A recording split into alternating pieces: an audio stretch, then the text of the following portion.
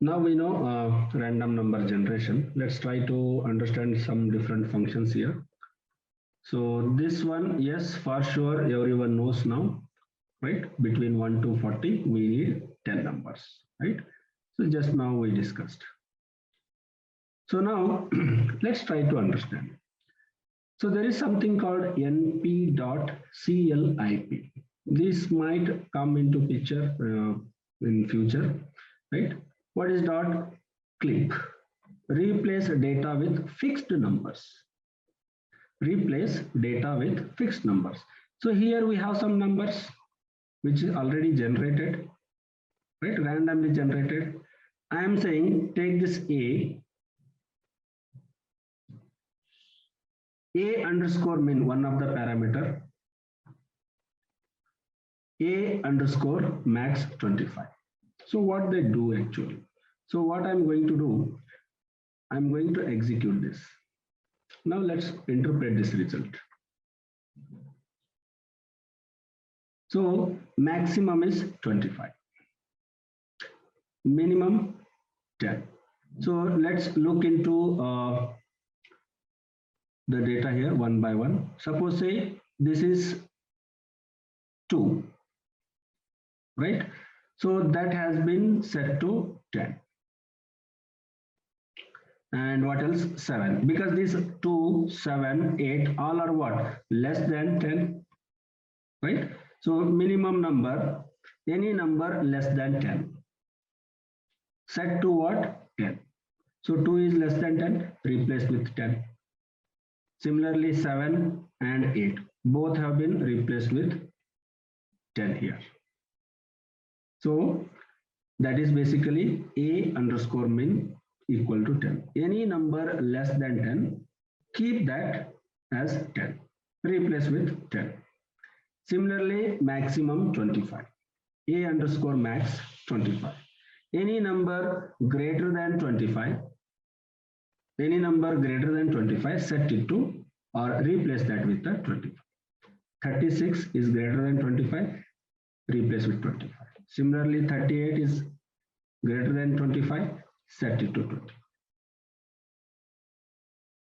Right? So that's how you can replace some numbers. So here you can change the number however you want. So what I am going to do, I am going to change from 10 to say 5. All right. Now let's execute this. Only one number qualifies, right? So you can see this is only one number which is less than 5, replaced with 5. So that's how you can manipulate the data using dot clip, right? So that's what is the dot clip does. So now let's understand that this is an important term, np dot where. np dot where. So this is going to check the index position of this numbers. What is this number? A less than 10. This is the condition. What are all the data in our A, right? A, suppose we have all these numbers. Any data less than 10. What is the index number for each and every elements? So let's execute this and interpret. So now what it is giving, A less than 10. Is 38 less than 10? So let's first understand the index positions. 0, 1, 2, 3, 4, 5, 6, 7, 8, 9. Right? So which data is less than 10? Number 2. What is the index position for that? 1. 1 is printed. So 31 is not less than 10, 28 is not, 32 is not, 30 is not, 7 is less than 10. What is the index position for that? 6. 6 is printed. Similarly, 8, 7. So np dot where it is going to check the condition, and whichever the data is going to be true or the condition is going to be true.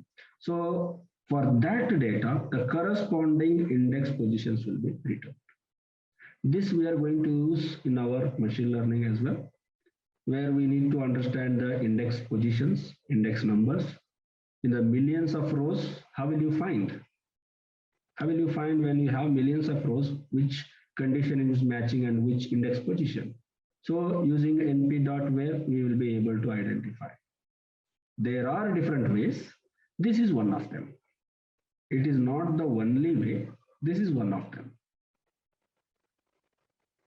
Right? And you can say, if you want, here we have given a less than, you can also give exact number. If a is equal to 38, then yes, this is the 0th index, right? So you can see 0. Right? You can change this number, corresponding index number will be returned. All right.